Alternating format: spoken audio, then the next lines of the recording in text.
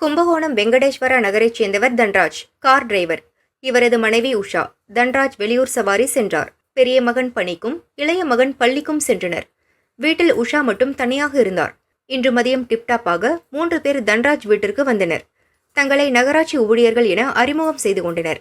இந்த பகுதியில் கான்கிரீட் தண்ணீர் தொட்டி உங்கள் வீட்டில் மட்டும்தான் இல்லை என கூறினர். மொட்டை மாடியில் குறைந்த விலையில் கான்கிரீட் தொட்டி அமைத்து தருவதாக நம்ப வைத்தனர். இதை உண்மை என நம்பிய உஷா அவர்களை மாடிக்கு அழைத்து சென்றார். அப்போது இருவர் மட்டும் உஷாவுடன் மாடிக்கு சென்றனர்.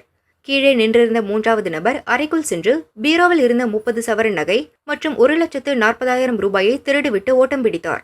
தொடர்ந்து கீழே வந்த மற்ற இருவர் உஷாவின் மொபைல் எண்ணை வாங்கிக் கொண்டு மொபைலில் தொடர்பு கொள்வதாக கூறி நைஸாக எஸ்கேப் ஆகினர். வீட்டிற்கு வந்த தன்ராஜிடம் நடந்த விவரங்களை உஷா கூறினார். சந்தேகமடைந்த தன்ராஜ் பீரோவை சோதனை செய்தார். பீரோவில் வைத்திருந்த 30 பவுண்ட் நகை மற்றும் பணம் திருடப்பட்டிருந்தது. பட்டீஸ்வரம் போலீசில் தன்ராஜ் புகார் கூறினார். தனிப்படை அமைத்து கொள்ளையர் 3 போலீசார் தேடுகின்றனர்.